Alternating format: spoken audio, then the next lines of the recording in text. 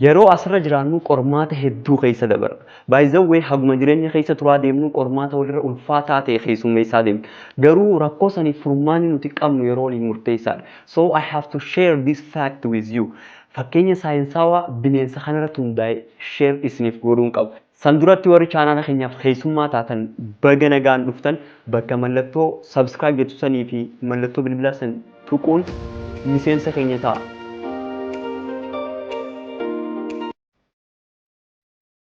Akkuma hundi keessan beektan bineensi kun bishaan keessa gala. Maqaan isaa afaan Oromootiinis raacha. Yoo distitti bishaan naqnee raacha keessa goonee waliin ibiddarra goone maaltu uumama? Humaan uumamu.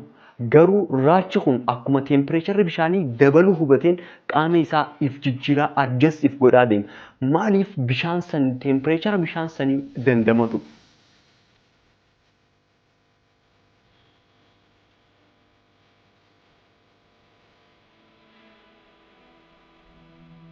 Ammallee dhawaa kun bishaan ho'aa deemu tempereecharri isaa guddataa deemuun innis qaama san adjust godhuun gubaa bishaan sanii dandamatuuf yaala. Yeroo kanatti distii keessa oliif gadu hin fiigu. Garuu yeroo bishaan sadarkaa itti danfurra gahe qaama isaa kana caalaa adjust godhuun dandamachuu ni dhaaba. Dhumarrattis raachi kun utaaluuf murteessa. Garuu utaaluuf yeroo yaalutti utaaluu hin danda'u. Sababnis humnaa fi enerjii qabu yeroo ho'i bishaanii dabalaa deemu san dandamatuuf jecha fixatee jira. So dhumarrattis ni du'a. Duuba maaltu raacha kan ajjeese? I know hedduun keessan bishaan danfitu ajjeese jechuudha.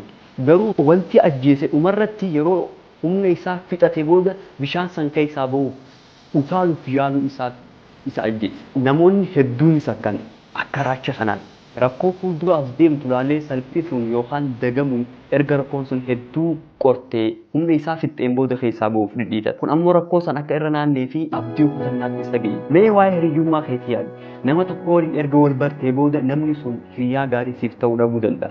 Maybe saahiba jechaan si waraanu jechoota negatiiviin si ibsu akkasumas saahiba guddina keetiif gammachuu hin qabne boolla si duubaa qotu ta'uu osoo beektuu waan si dabbare qofaaf nama sanii waliin hiriyyummaa uumne. Garuu bu'aan hiriyyummaa sanirraa argatte aaruu hamilee cabuu fi waan akkasii. So yeroo rakkoon takka nu quunnamtu yoomii fi akkamitti akka rakkoo san keessaa utaallu dursinee yaaduun mala nama gamnaa.